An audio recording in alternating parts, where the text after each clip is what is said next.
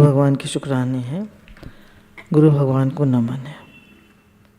अपना सब कुछ भगवान पर सौंप दें। अभिमान के कारण मनुष्य भार को अपने ऊपर ले लेता है। यदि भगवान के समर्पित हो जाए, अन्न का सहारा न ले, तो भगवान योगक्षेम वाहन करते। तो गुरु भगवान इसमें कह रहे हैं कि अपना सब कुछ भगवान को सौंप दें, समर्पण कर दें और चिंता ना करें कि भगवान सब कुछ संभालने वाले आप हैं। जैसे छोटा बच्चा माता पिता के समर्पित होता है, ऐसे ही हम भगवान के समर्पित रहें कि भगवान आप कराने वाले हैं, आप ही हमारे माता पिता हैं, हम आपके लाडले बेटा बेटी हैं, आप सब करा रहे हैं ना, तो मैं क्यों चिंता करूं? मेरी चिंता हरि करें, मुझे न चिंता। तो अभिमान के कारण मनुष्य भार को अपने ऊपर ले लेता है। हमें अभिमान होता है ना, मेरा घर, मेरे बच्चे, तो मेरे बच्चे तो मैं उनकी चिंता करूं।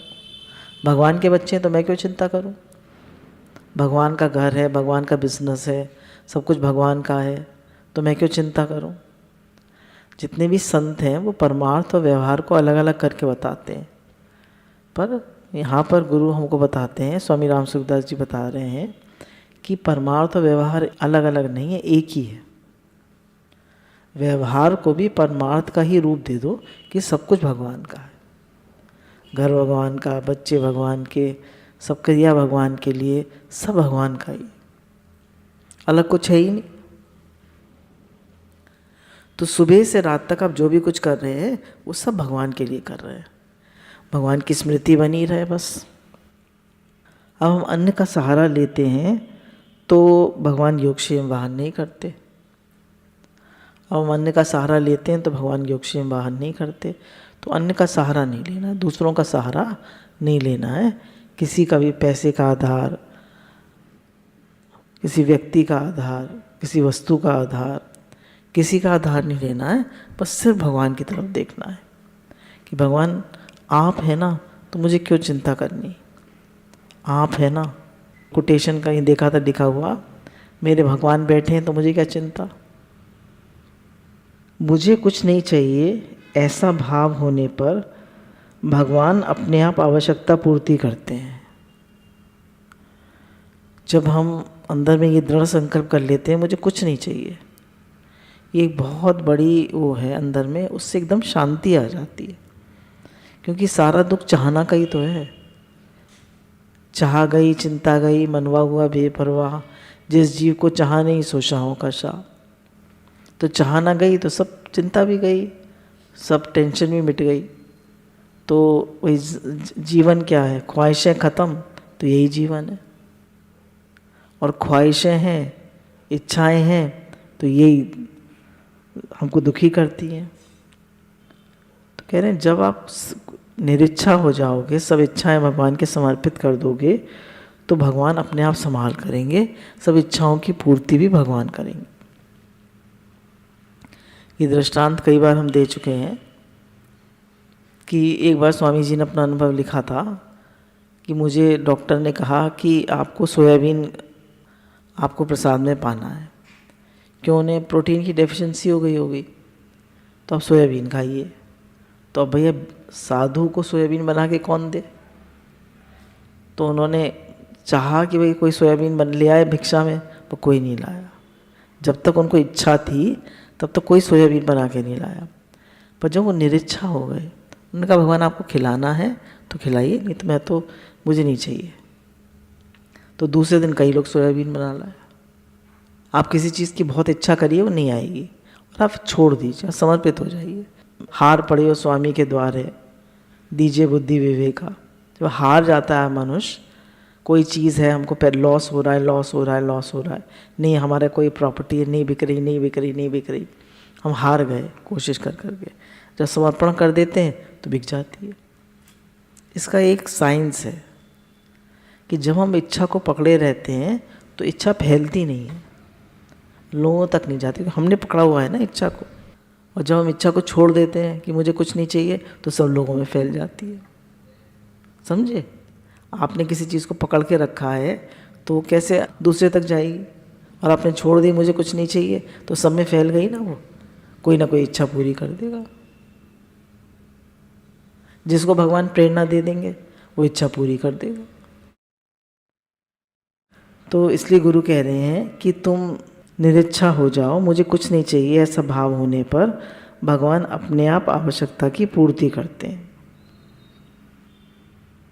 श्रोता पूछ रहे हैं, घर का काम करते समय हम भगवान को भूल जाते हैं। तो स्वामी जी कह रहे हैं, आप घर का काम कभी करें ही नहीं, प्रत्युत भगवान का काम करें। तात्पर्य ये है कि घर के काम को भगवान का काम समझकर करें।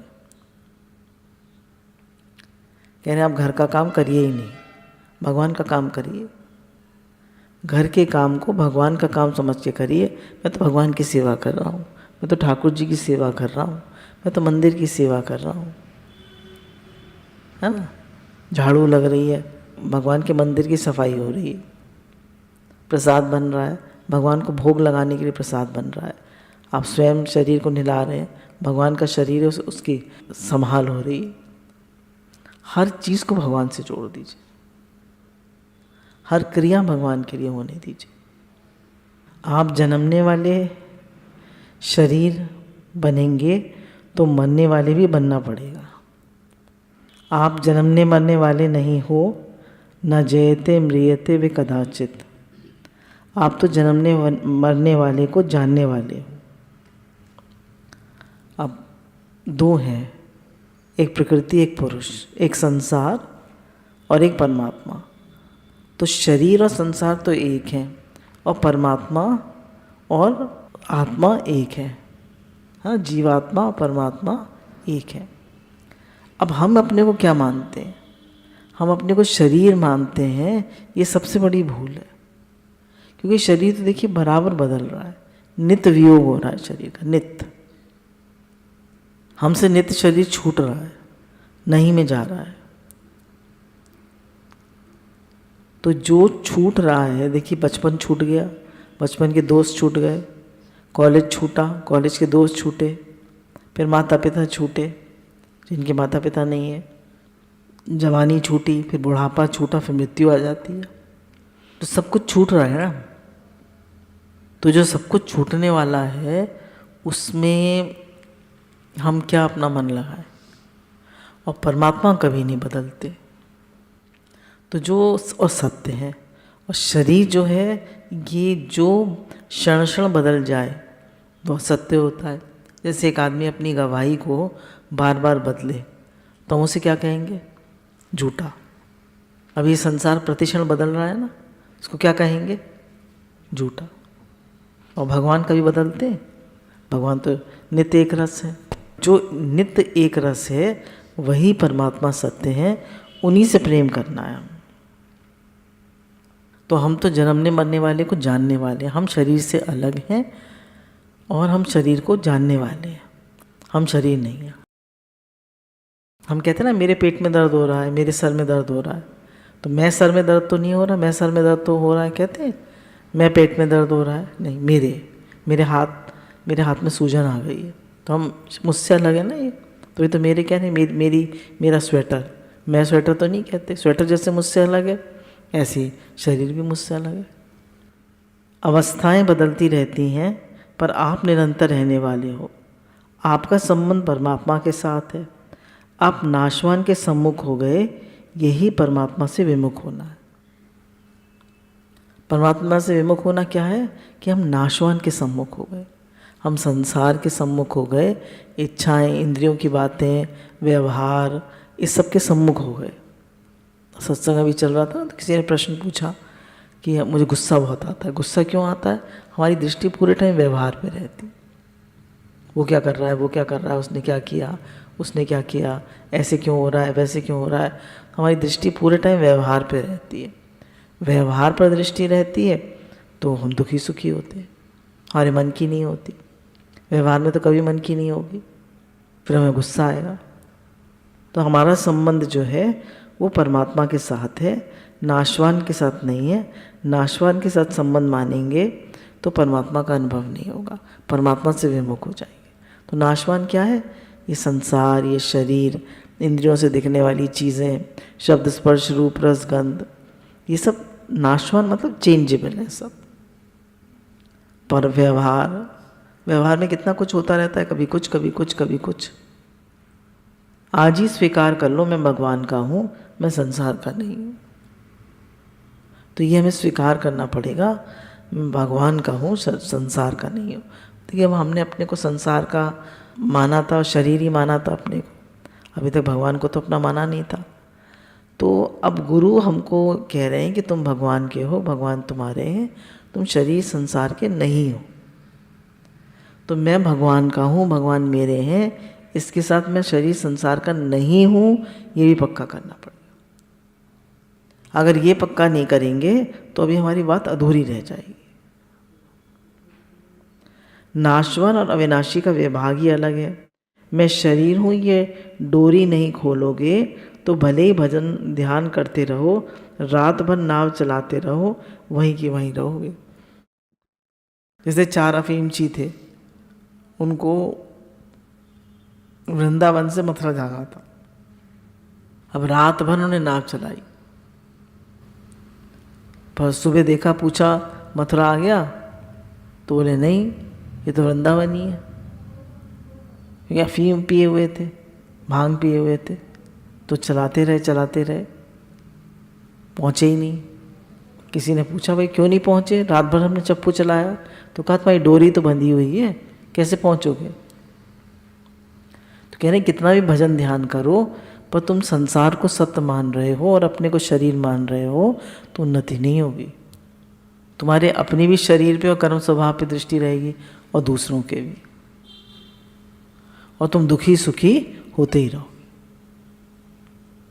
ना अपने को शरीर मानो, ना दूसरों को शरीर मानो, सब भगवान की लीला चल रही है। ये सब जब हो रहा है, सब क्या है? सब भगवान की लीला चल रही है, खेल चल रहा है, नाटक है। इसको सच करके नहीं मानना है, इसमें सत्यत बुद्धि नहीं करनी है। इसको खेल समझ के, नाटक समझ के, लीला समझ के, सेवा समझ के सेवा कर देना है, और अपनापन नहीं करना है। जैसा कर्ता होता है वैसे ही कर्म होता है। कर्ता निष्काम होता है तो कर्म नहीं। मनुष्य कर्मों को सुधार करना चाहता है, पर कर्ता सुधरेगा तो कर्म स्वतः सुधार जाएंगे। जैसा कर्ता होता है वैसे ही कर्म होते हैं। अगर हम सकामी हैं तो हम निष्काम कर्म कर पाएंगे?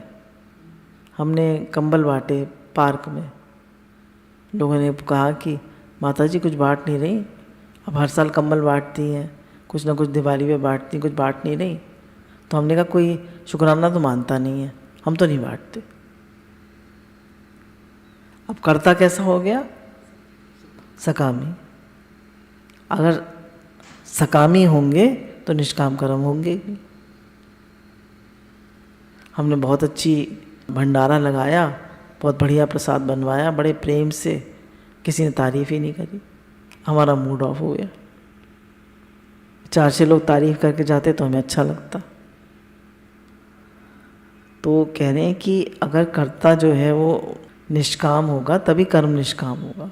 तो हम कर्म को तो सुधारना चाहते हैं कि भाई तुम निष्काम कर्म करो, निष्काम कर्म करो, पर गुरु कहते हैं तुम निष्कामी बनो। निष्कामी बनोगे तो तुमसे निष्काम कर्म स्वतः होगा। मैं भोगी हूँ, मैं कामी हूँ, मैं क्रोधी हूँ, ये कर्ता की अशुद्धि है। मुझे क्रोध बहुत आता है, मैंने ऐसा किया, मैंने वैसा किया, मैंने सुख भोगा, मैं बड़ा दुखी हूँ, सुखी हूँ, मेरे मन में बहुत सारी इच्छाएं हैं। बोले ये सब कर्ता की अशुद्धि है। यदि कर्ता ये बात रहे कि मैं सत्संगी हूँ, मैं भक्त हूँ आदि, तो उसके द्वारा वैसा ही कर्म होने लगेगा।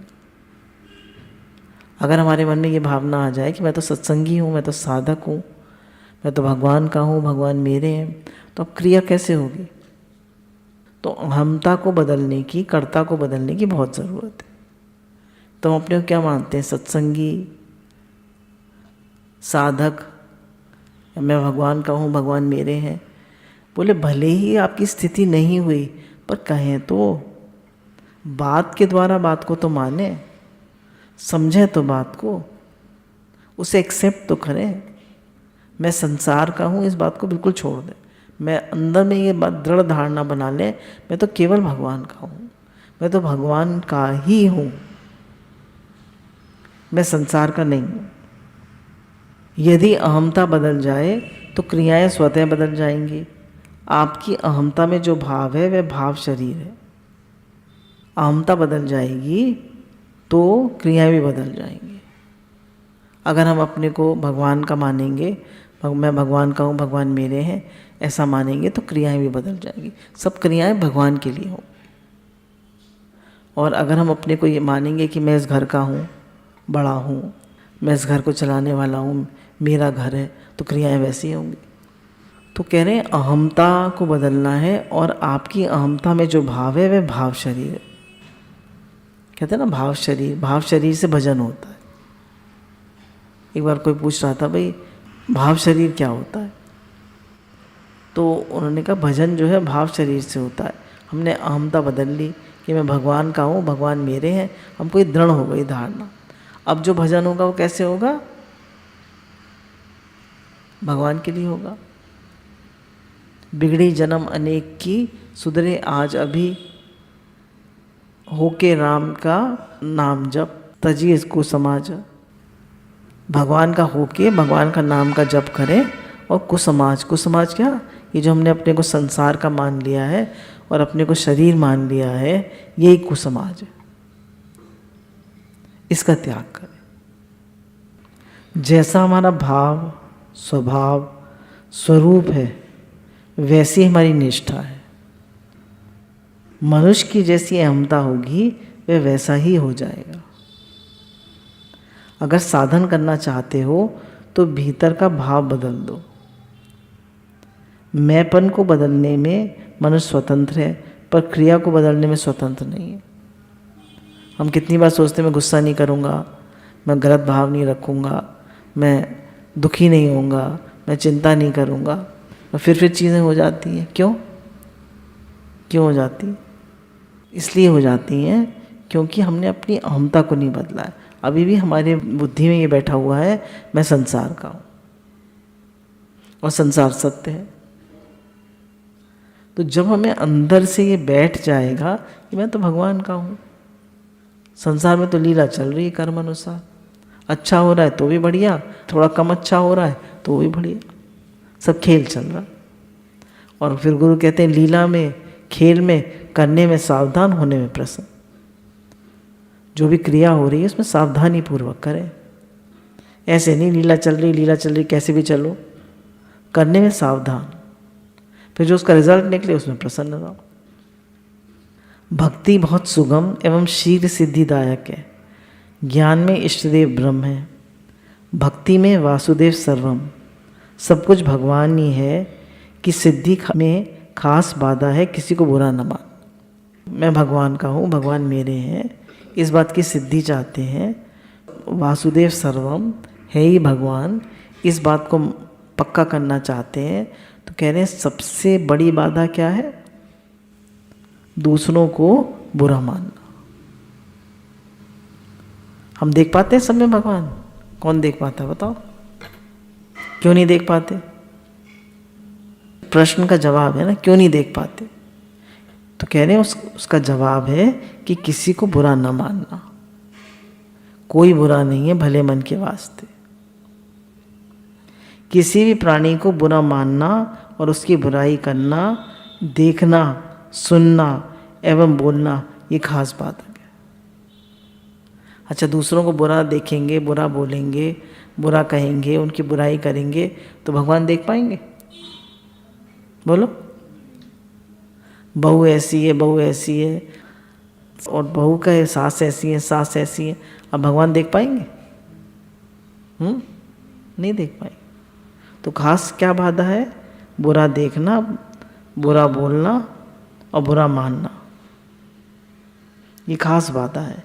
ये नियम ले लो कि किसी को भी बुरा नहीं समझेंगे तो आप बुराई से रहित हो जाओ।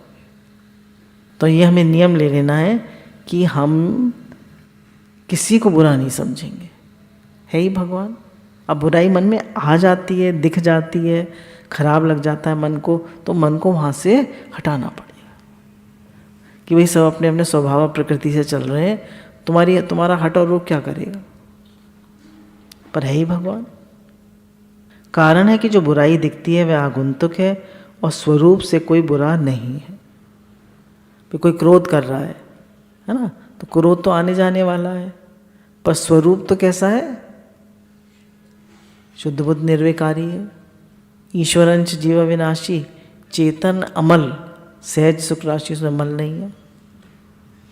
सुख स्वरूप है, सहज सुख स्वरूप, अमल मल नहीं है। तुम्हारा स्वरूप तो सुख स्वरूप है। मुंह पर साबुन लगाने से चेहरा खराब दिखता है, पर वास्तव में वैसा चेहरा है क्या? अतः वास्तव में भीतर से कोई बुरा नहीं है। दूसरी बात, कोई बुराई दिखे तो ऐसा समझें कि भगवान कलयुगी लीला कर रहे हैं। वे वैसा अवतार लेते हैं, वैसे ही लीला करते हैं। तो भगवान कोई बुराई करता हुआ, गलत काम करता हुआ दिखे, कोई चोरी ठगी बेईमानी कर रहा है, तो हम कैसे भगवान देखें? बोले भगवान कलयुगी लीला कर रहे हैं। अब भगवान ने वराह अवतार लिया तो स्वर्ग की सी तो लीला करेंगे। कछुए का अवतार लिया, कच्छप अवतार, तो वैसी लीला करेंगे। नरसिंह अवतार लिया तो कितना क्रोध किया, वैसी लीला करेंगे। तो कोई ज़्यादा क्रोध करता हुआ दिखे तो कह दिए नरसिंह अवतार है। अपने सुख दुख का कारण दूसरों को मानना ही बाधा है। सुख या दुख को देने वाला दूसरा कोई नहीं है। कहने सुख दुख हमें दूसरा देता है, यही बाधा है। ये उसका है रामायण का, को काहू को नाही, सुख दुख को दाता, निज कर्म फल भोगई सब भ्राता। सब अपने कर्म का फल भोग रहे हैं, कोई किसी को दुख नहीं देता है। जब निषाद राज जो है, बहुत दुख होता है उसको कि राम जी को वनवास क्यों मिला, ऐसे ने जंगल में जाने क्यों कहा। तो राम जी या लक्ष्मण जी बताते हैं निषाद राज को कि जब मैं परशुराम अवतार में था तो मैंने अपनी माता का गला काट दिया था पिताजी के कहने से, तो इसीलिए मुझे ये फल मिला है। देखिए भगवान ने छिपके उसको मारा, बाली को, तो उन्हें बहेलिया का तीर लगा। तो भगवान को भी अपने कर्म का फल भोगना पड़ता है, तो हम कैसे बच सकते हैं? तो को काहू को नाही सुख दुख को दाता, कोई किसी को सुख दुख दे ही नहीं सकता। ये सब हमारे ही कर्मों का फल है। और सुख दुख जो है वो तो परिस्थिति में आते हैं, पर दुखी सुखी होना हमारे हाथ की बात है। अगर हम दुखी सुखी ना हो तो कौन हमें दुखी सुखी कर सकता है? कर सकता है कोई दुखी सुखी? कोई नहीं कर सकता। मत हो दुखी, खुश रहो। तो गुरु यही कहते हैं कि दुख सुख में सुखी दुखी होना अज्ञान है। क्यों? ये तो परिस्थिति, ये तो आएंगे ही जाएंगे। जीवन का ही नाम है सुख और दुख। कभी सुख है, कभी दुख है, यही जीवन है। तो एक के बाद दूसरा, दूसरे के बाद तीसरा आता ही रहता है। हम चाहते हैं सुख बना रहे, पर कभी हम दुख चाहते हैं, पर दुख भी आता है। तो दुख आता है तो सुख भी आएगा अपने आप। तो हम सुख क्यों मांगते हैं? दुख मांगता है कोई, पर दुख आता है? आता है। तो सुख क्यों मांगते हैं? हम न मांगे। सुख दुख ये तो हमारे कर्मों का फल है, आएगा और जाएगा, पर उसमें सुखी दुखी हमें नहीं होना है। जो सुख को चाहे तू सदा, शरण राम की ले। अगर हम सुख को सदा चाहते हैं तो भगवान की शरण ले। भगवान की कृपा से जो आ रहा है, भगवान का हर विधान मंगल में है, बहुत बढ़िया है। हमें दुख लगता है दो बातों से, इच्छा से और अहंकार से। हमें कोई इच्छा नहीं है और कोई अहंकार नहीं है ना। मेरे मन की हो, इसी में सारे दुख समाए। मेरे मन की हो तो अच्छा, और मेरे मन की ना हो तो और भी अच्छा, खुश रहो। तो expectations reduce joy in life. आप एक्सपेक्ट करोगे तो दुखी होगे, और एक्सपेक्ट ही नहीं करोगे, सब बढ़िया है, सब मंगल है, सब बढ़िया है, सब भगवान करा रहे हैं, जो आ जाए परिस्थिति। कहना आसान है, पर हम सुनेंगे तब तो थोड़ा हमारा मन हिलेगा। मनुष्य वर्तमान के कर्मों से बंधता है, पूर्व के कर्मों से नहीं। पूर्व के कर्मों के अनुसार तो परिस्थिति आती है। परिस्थिति दुख नहीं देती, प्रत्युत अनुकूलता की इच्छा ही दुख देती। करने में सावधान, होने में प्रसन्न। तो इस समय वर्तमान में हम सावधान रहें, कोई हमसे ऐसी बात ना हो जिससे दूसरे को दुख मिले। अपने को बार बार संभालना पड़ता है, बार बार विचार करना पड़ता है, बार बार सहनशील होना पड़ता है। मन तो अहंकारी है ना, ईगोइस्टिक है माइंड तो झट वो बोलना चाहता है, पर नहीं। वचन संभाल बोलिए, वचन के हाथ ना पाओ। एक वचन औषधि करे, एक करे है घाव। तो हमें बुरी तरह नहीं बोलना है किसी से, किसी को हर्ट नहीं करना है।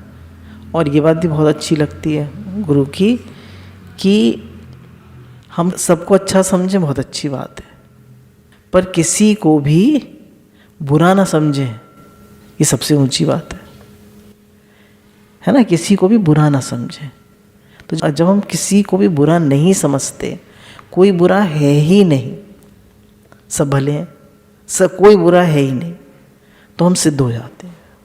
अब देखिए, अच्छा समझते हैं, अच्छा थोड़ी देर समझते हैं और फिर बुरा समझने लगते हैं, फिर हमारा मन खराब हो जाता है। नहीं, पर किसी को बुरा समझे ही नहीं तो फिर क्या रह गया? अच्छा ही अच्छा रह गया। तो ये निषेधात्मक साधन है कि किसी को बुरा समझना ही नहीं है। तो गुरु भगवान इसमें बता रहे हैं कि सुख दुख आएंगे और जाएंगे, तुम्हें सुखी दुखी नहीं होना है। सांसारिक प्रतिकूलता पारमार्थिक मार्ग में बाधक नहीं है, प्रत्युत साधक है। वास्तव में न बाधक है न साधक, प्रत्युत भजन में सभी स्वतंत्र हैं। परंतु मनुष्य अनुकूलता में ना तो भजन करता है न पुण्य करता है। अनुकूलता की इच्छा मिटा दो और प्रतिकूलता का भय मिटा दो। इनकी परवाह मत करो। अनुकूलता का भोग करोगे तो प्रतिकूलता आएगी ही। अब अनुकूलता और प्रतिकूलता पारमार्थिक मार्ग में न साधक है न बाधक है। भजन में सब स्वतंत्र है, कैसी भी स्थिति हो सब भजन कर सकते हैं। ठीक है, कर सकते हैं, नहीं है ना। कैसी भी स्थिति हो, हे नाथ तो कर ही सकते हैं। बड़ा मंत्र ना निकले फिर भी हे नाथ कर सकते हैं। पर हम करते क्या हैं? अनुकूलता में भजन नहीं करते और पुण्य भी नहीं करते। तो जब अनुकूलता आए तो भजन भी ज़्यादा करें और पुण्य भी करें। नाव में बाड़े पानी और घर में बाड़े दाम, दोनों हाथ उलीझिए यही स्यानो काम। तो नाव में पानी बढ़ जाए और घर में दाम, मतलब सब अनुकूलता आ जाए, दोनों हाथ उलीझिए यही स्यानो काम। अनुकूलता की इच्छा मिटा दो और प्रतिकूलता का भय मिटा दो। हम कहते हैं ना, मुझे कुछ हो ना जाए, मेरे बुढ़ापे में कोई बीमारी आ गई तो, कोई तकलीफ़ आ गई तो, मेरे वाले को कुछ हो गया तो, हाय किसी को कुछ होना। तो कहने सब कुछ ठीक रहे, सब कुछ ठीक रहे, ये क्या है? अनुकूलता की इच्छा। मेरे वाले को और मुझे कुछ ना हो, यह है प्रतिकूलता का भय। कहने से मिटा दो, भगवान के समर्पित हो जाओ। हम प्रसन्न हैं जिस हाल में प्रभु आप रखे, जैसे रखे सब ठीक है, सब बढ़िया है। इनकी परवाह मत करो। अनुकूलता का भोग करोगे तो प्रतिकूलता आएगी। कहना अनुकूलता में बहुत खुश होगे, बहुत पार्टी शार्टी करोगे, बहुत एंजॉय करोगे, खूब शॉपिंग करोगे, तो दुख आएगा तो बहुत दुखी होगे। और तुम्हें हर हाल में भजन ही करना है, सत्संग ही करना है, भगवत चिंतन ही करना है, तो ना दुखी होगे ना सुखी होगे, सब ठीक है। अनुकूलता भी ठीक है, प्रतिकूलता भी ठीक है। व्यवहार बिगड़ा है, परमार्थ नहीं। हमारा परमार्थ बिगड़ा है, क्या बिगड़ा है? व्यवहार। व्यवहार बिगड़ा है, परमार्थ नहीं। तो हमारा व्यवहार ही बिगड़ा है। और व्यवहार को क्या बिगाड़ता है? स्वार्थ और अभिमान। जब भी हमारे मन में इच्छा आ जाती है दूसरे से कि मुझे सुख दे, मेरे कहने में चले, मेरी बात माने, मेरी बात फौरन मानो, तो इच्छा आ जाती है, तो व्यवहार बिगड़ता है। स्वार्थ और अभिमान, अभिमान होता है। और हमें कोई किसी से कुछ इच्छा ही नहीं है, न मान चाहिए, न भोग चाहिए, न संग्रह चाहिए, बस हमें तो भगवान में लगना है। कितने संत होते हैं उसको सेवा ही नहीं लेते, तो सेवा लेने की इच्छा भी दुख का कारण है। आप अपने हाथ से करिए काम सब, अपना हाथ जगन्नाथ है ना। पहले ही शरीर अपने हाथ से सब काम करता था तो ज़्यादा आप इंडिपेंडेंट थे, आप किसी पे डिपेंडेंट ही नहीं है। जो लोग अपने हाथ से सब काम करते हैं वो अंत समय तक स्वस्थ रहते हैं। जैसे एग्जाम्पल हमारी माता जी, वो स्वस्थ है, अपना बेबी 91 ईयर्स की हो गई, हालांकि शरीर एकदम लकड़ी हो गया है, पर फिर भी ऑर्गन सब ठीक है, परसेप्शन बिल्कुल ठीक है, इंद्रियां सब ठीक है। तो वो क्या है कि जीवन ने मेहनत करी और सहन किया। तो व्यवहार बिगड़ा है, व्यवहार हमारा बिगड़ा हुआ है, तो व्यवहार को ही सुधारना है और व्यवहार ही हमारे साथ जाएगा। हमारा स्वभाव ही तो जाएगा हमारे साथ, क्या जाएगा बताओ। तो हमारा भजन हमारे साथ जाएगा और हमारा स्वभाव हमारे साथ जाएगा। तो स्वभाव हमें दिन पे दिन अच्छा बनाते जाना चाहिए। अहंकार करना, क्रोध करना, राग और द्वेष हमारे स्वभाव को बिगाड़ते, तो राग द्वेष नहीं करनी है। इसलिए व्यवहार सुधार की बड़ी भारी आवश्यकता है। ये व्यवहार हमारे साथ चलता है और व्यवहार ही हमें सुधारना है, तो इसलिए इसको सुधार की बहुत आवश्यकता है। कोई भी कर्म करते समय हम किस भाव उद्देश्य से कर्म कर रहे हैं, इसे जानने की बड़ी भारी आवश्यकता है। गुरु भगवान कह रहे हैं इसमें कि अपने भावों को चेक करते रहो। कोई भी कर्म कर रहे हो उस देखो क्या भाव है तुम्हारा, भगवत भाव है या राग द्वेषात्मक है तुम्हारा भाव, या इच्छा है या अहंकार है, क्या भाव। तो हर समय अपने भावों पे स्ट्रिक्ट निगरानी रखें। कि क्या निगरानी रखें? कि हमारा भगवत भाव रहे, हम प्रेम में रहे। जब सब में भगवान है ही भगवान, तो फिर क्या राग द्वेष, क्या चिड़न कुड़न, क्या ईर्षा। प्रेम जगत में सार और कोई सार नहीं, कर ले प्रभु से प्यार और कोई प्यार नहीं। प्रायः साधक की दृष्टि क्रिया पर जाती है, भाव पर बहुत कम। हमारी दृष्टि ज़्यादातर क्रिया पर होती है, भाव पर नहीं। अब डांट पड़ती है तो क्रिया है, पर भाव क्या है? भाव अच्छा है ना, भाव अच्छा है। तो साधक को क्रिया नहीं देखनी चाहिए, भाव। अपनी तो क्रिया भी देखे और भाव भी देखे, दोनों, पर भाव कभी नहीं बिगड़ना चाहिए। क्रिया भले ही थोड़ी ऊपर नीचे हो जाए, पर भाव हमेशा यही रहना चाहिए कि है ही भगवान। अब जैसे राजा है ना, राजा है, अब वो कोई गलत काम करेगा तो उसे दंड देगा, और ज़्यादा करेगा तो फांसी देगा या नहीं? तो कर रहा है, गड़बड़ कर रहा है, उसका काम है। तो ऐसे ही कोई गड़बड़ कर रहा है, कुछ गलत चल रहा है, थोड़ा उसको डांटना ही पड़ेगा। पर भाव क्या है? भाव पर, उद्देश्य पर दृष्टि रखें तो बहुत जल्दी उन्नति हो सकती है। हमारा लक्ष्य क्या है और हमारा भाव क्या है, इन दो चीज़ों पे हमें बराबर निगरानी रखनी है। व्हाट इज़ माई गोल, है ना, व्हाट इज़ माई गोल, और मेरा भाव क्या है। अगर इस पर दृष्टि रखेंगे तो बहुत जल्दी उन्नति। हमें भगवान की ओर ही चलना है। दूसरों की अपेक्षा अपने में कमी देखना अच्छा है, पर अपने में कमी मानना ठीक नहीं है। कह रहे दूसरे में कमी देखते हो, उससे अच्छा अपने में कमी देखो। पर अपने में ज़्यादा कमी देखोगे तो गिल्टी हो जाएगी, गिल्टी कॉन्शियस हो जाओगे। तो अपने में भी कमी नहीं देखनी है और दूसरे में भी नहीं देखनी है। अपने को क्या करना है? I am willing to change. अपने को और इम्प्रूव बेटर करते जाना है। क्यों नहीं मानना है अपने में कमी, या किसी में कमी क्यों नहीं माननी है? इसलिए नहीं माननी है क्योंकि सर्वत्र भगवान है। ईश्वरंच जीव विनाशी चेतन अमल मल नहीं है, मल है ही नहीं, विकार है ही नहीं। चेतन अमल सहज सुख राशि है, आनंद स्वरूप है। मेरे में मल है ही नहीं, विकार है ही नहीं। विकार किस में है? मन में थोड़ी देर के लिए आ जाता है। हर समय लोभ रहता है, हर समय क्रोध रहता है, हर समय इच्छा रहती है, आती है चली जाती है, हम क्यों पकड़ के बैठ जाते हैं? आए, देखिए अपने मन को देखते रहना चाहिए। तो दोषों के पराभूत नहीं होना है। पराभूत क्या होता है? उनके साथ बह जाना। तो जो साधक होता है वो दोषों के साथ पराभूत नहीं होता, बहता नहीं है। मन में तो आ सकते हैं, ऐसा तो नहीं मन में ना आए, इतने तो हम सिद्ध नहीं हो गए, पर कोशिश कर रहे हैं, कोशिश कर रहे हैं, चल रहे हैं, कोशिश कर रहे हैं। मन में कोई बात आती है तो उसको कितनी जल्दी काट लेते। जैसे हमारी उन्नति हो रही है या नहीं कैसे पता चले? तो जैसे पहले हमें बहुत गुस्सा आता था, दिन में 10 बार आता था, अब जितनी देर पहले गुस्सा आता था उतनी देर ठहरता है। पहले 10 बार आता था, अब 8 बार हुआ या नहीं? फिर 6 बार हुआ, नहीं हुआ?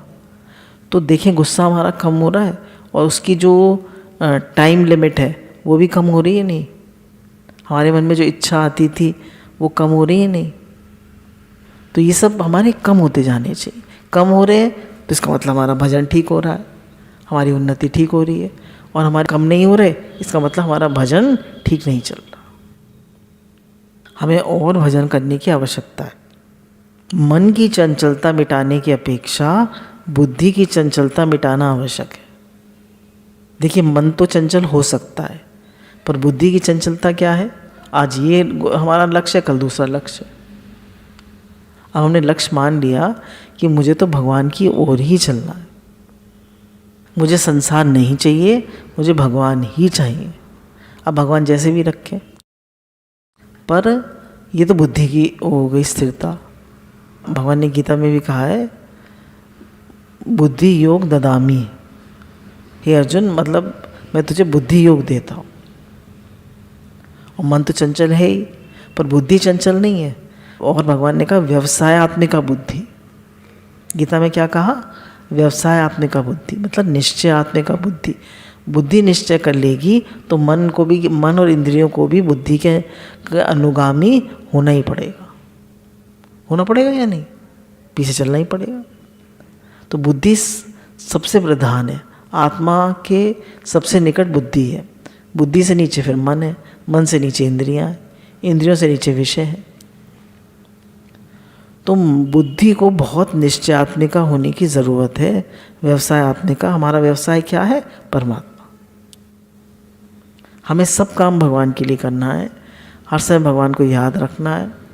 हमारी हर क्रिया परमात्मा के लिए, हमारा चलना फिरना, उठना बैठना, खाना पीना, सोना जागना, हर क्रिया में भगवान भगवान। आजकल मन की तरफ ध्यान देते हैं, बुद्धि की तरफ नहीं। बुद्धि मन से श्रेष्ठ है। कहते हैं ना, मन, हमारा मन बहुत चलता है, मन बहुत चलता है। तो कह रहे हैं मन तो चलता ही है, उसकी तरफ इतना ध्यान मत दो, बुद्धि की तरफ ध्यान दो कि मेरी बुद्धि जो है वो भगवान का निश्चय कर चुकी है नहीं। बुद्धि का निश्चय हो गया तो फिर अब आप मन को लगना ही पड़ेगा। और मन थोड़ी बहुत क्या करते हैं गुरु? मन की चंचलता को रोक नहीं सकते, उसको इग्नोर करना पड़ता है, उसकी उपेक्षा करनी पड़ती है। आप रोक लीजिए मन की चंचलता। भगवान ने गीता में मन की स्थिरता की उपेक्षा बुद्धि की स्थिरता को महत्व दिया है। बुद्धि ठीक होने से मन भी ठीक हो जाएगा। बुद्धि में एक परमात्मा प्राप्ति का ही निश्चय हो। अगर बुद्धि में एक परमात्मा प्राप्ति का ही निश्चय है तो मन को भी ठीक होना ही पड़ेगा। सर्व भाव से भगवान का भजन करने का तात्पर्य है कि मैंपन बिल्कुल ना रहे। कह रहे सर्व भाव से, पूरे भाव से भगवान का भजन करना, क्या मतलब? मैंपन बिल्कुल ना रहे। क्या पन रहे? कि मैं भगवान का हूँ, भगवान मेरे। अब इसको हम थोड़ा डेविएट कर रहे हैं अपने टॉपिक से, पर सबसे मुश्किल से अहंकार जाता है ना, सबसे मुश्किल से। ये जो मैं है हमारी, ये सबसे बाद में और सबसे मुश्किल से जाती है। और ego gone all the troubles. मैं मुआ तो खुद खुदा हुआ, है ना। मैं मुआ तो खुद खुदा हुआ। आपने अपने अहंकार को, मैं को गंवा दिया तो आप हैं ही भगवान। तो हमारे अंदर जब तक ये है, मैं है, तब तक हमको ये डिस्टर्ब करती रहेगी। जैसे कन्या सर्वभाव से पति की हो जाती है, उसका गोत्र भी नहीं रहता, ऐसे ही सर्वभाव से भगवान के हो जाओ।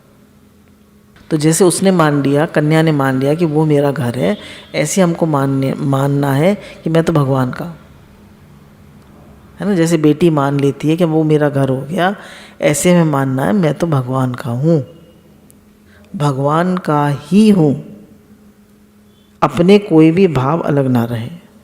अब लड़की किसके कहने में चलेगी? पति के और सास के। किसके कहने में चलेगी? पति के और सास के। अपनी चला सकती है? नहीं चला सकती। जैसे उस घर के कायदे हैं, हमारे मैके में तो ऐसा होता था, हमारे मैके में तो ऐसा होता था, तो सब लोग कहेंगे जा अपने मैके जा, यहाँ क्यों बैठी है, जा वहीं रहे। तो अब अपने घर को भूलकर ससुराल का होना पड़ेगा। ठीक ऐसे ही संसार में रहते हुए हमें भगवान के ही हम हैं ऐसा मानना पड़ेगा। जगत नहीं है ही जगदीश, हम तो केवल भगवान के ही हैं। गुरु भगवान के अनंत अनंत शुक्राना।